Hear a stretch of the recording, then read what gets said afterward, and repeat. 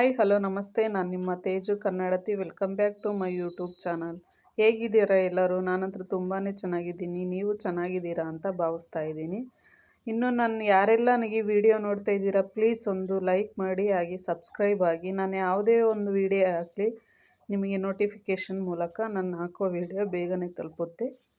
ನಾನಿವತ್ತು ಹಳ್ಳಿ ಶೈಲಿಯಲ್ಲಿ ರುಚಿಕರವಾದ ಸೊಪ್ಪು ಸಾಂಬಾರು ಮಾಡೋಣ ಅಂತ ಅಂದು ಮಾಡ್ತಾಯಿದ್ದೀನಿ. ಹಾಗೆ ನಾವೆಲ್ಲ ಸ್ವಲ್ಪ ಅಡುಗೆ ಕಲ್ತಿರಲಿಲ್ಲ. ಮದುವೆ ಆಗಿ ಬಂದಮೇಲೆ ಸ್ವಲ್ಪ ಅಡುಗೆ ಮಾಡೋದು ಕಲ್ತಿದ್ದು.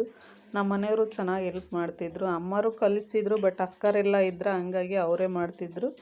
ನಾವು ಮಾಡೋ ಅವಕಾಶ ನಮಗೆ ಸಿಗಲಿಲ್ಲ ಅಡುಗೆನ.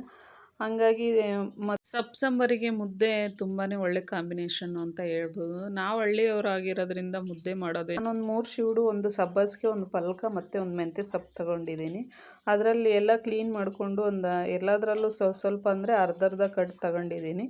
ಇನ್ನು ಅರ್ಧ ಕಟ್ಟು ಎತ್ತಿಡ್ತೀನಿ. ನಾನು ಒಂದು ಟೈಮ್ ಸೊಪ್ಪು ತಗೊಂಡ್ರೆ ಎರಡು ಸರಿ ಮಾಡ್ತೀನಿ. ಯಾಕೆಂದರೆ ನಮಗೆ ಮೂವರಿಗೆ ಎಲ್ಲ ಸಾಂಬಾರು ಹಂಗಾಗಿ ಉಳಿಯುತ್ತೆ ಅಂತ ಅಂದು. ಹಾಗೆ ತರಕಾರಿ ಎಲ್ಲ ಹಾಗೆ ಏನೇನು ಬೇಕು ಅಂತ ಒಮ್ಮೆ ನೋಡೋಣ ಬನ್ನಿ. ನಾನು ಒಂದು ಟೀ ಲೋಟದಲ್ಲಿ ಮತ್ತು ಅರ್ಧ ಲೋಟ ಬೇಳೆ ತಗೊಂಡಿದ್ದೀನಿ. ಬೇಳೆನ ಒಂದು 10 ನಿಮಿಷ ನೆನೆಹಾಕಿದ್ದೆ.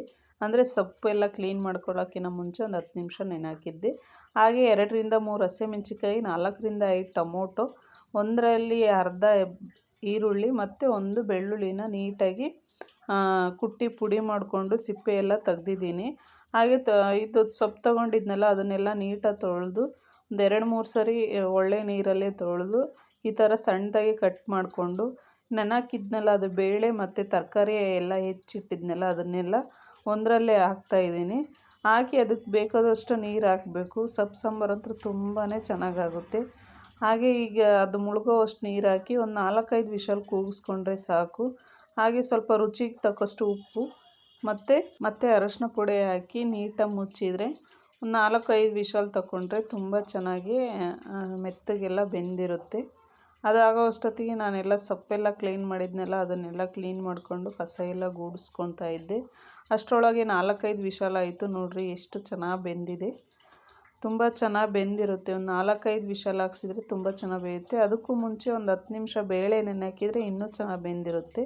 ಹಾಗೆ ಅದನ್ನೆಲ್ಲ ಮಾಡಿಕೊಂಡು ಮುಗಿಸ್ಕೊಂಡು ಸ್ವಲ್ಪ ಪಾತ್ರೆ ತೊಳೆಯೋದಿತ್ತು, ಎಲ್ಲ ಮುಗಿಸ್ಕೊಂಡು ಸಾಂಬಾರಿಗೆ ಒಗ್ಗರಣೆ ಹಾಕೋಣ ಅಂತ ಅಂದು ಬಂದೆ. ಫಸ್ಟ್ ಒಂದು ಪಾತ್ರೆ ಇಟ್ಟು ಸ್ವಲ್ಪ ಎಣ್ಣೆ ಹಾಕಿ ಸಾಸಿವೆ ಜೀರಿಗೆ ಹಾಕಬೇಕು. ಬೇಕಿದ್ದರೆ ಒಣಮೆಣ್ಸಿನ್ಕಾಯಿ ಸ್ವಲ್ಪ ಮುರಿದು ಹಾಕ್ಕೋಬೋದು. ನಾವಿಲ್ಲಿ ಹಸಿಮೆಣ್ಸಿನ್ಕಾಯಿ ಹಾಕಿದ್ದೀವಲ್ಲ, ಹಂಗಾಗಿ ಜಾಸ್ತಿ ಖಾರ ಆದರೆ ಪಾಪು ಊಟ ಮಾಡ್ಸೋಕ್ಕಾಗೋದಿಲ್ಲ ಅಂತ ಅಂದು ಈ ಥರ ನೋಡಿರಿ ಬೆಂದಿರೋದನ್ನೇ ನಾನೇನು ಮಸಿಯ ಗುಂಡೇನು ತೊಗೊಂಡಿಲ್ಲ.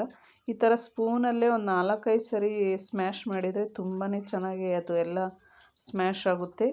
ಆಮೇಲೆ ನೀಟಾಗಿ ಎಲ್ಲ ಸಾಂಬಾರಿಗೆ ಒಗ್ಗರಣೆ ಹಾಕಿ ಸ್ವಲ್ಪ ಸಾಂಬಾರು ಪುಡಿ ಹಾಕ್ತೀನಿ. ನಾನು ಜಾಸ್ತಿ ಹಾಕಲ್ಲ ಸೊಪ್ಪು ಸಾಂಬಾರಿಗೆ. ಸ್ವಲ್ಪ ಒಗ್ಗರಣೆಗೆ ಹಾಕಬೇಕಾದ್ರೇ ಸ್ವಲ್ಪ ಸಾಂಬಾರು ಪುಡಿ ಹಾಕಿ ಕುದಿಸ್ತಾ ಇದ್ದೀನಿ. ನೋಡಿರಿ ಈ ಥರ ಕುದೀತಾ ಇದೆ. ಸ್ವಲ್ಪ ಉಪ್ಪು ಇನ್ನೂ ಸಾಲ್ಟೇಜ್ ಅಂತ ಅನಿಸಿದರೆ ಆಮೇಲೆ ಬೇಕಾದರೆ ಬೇಕಾದರೆ ಹಾಕ್ಕೋಬೋದು. ಇಷ್ಟ ಆದರೆ ಲೈಕ್ ಮಾಡಿ, ಶೇರ್ ಮಾಡಿ.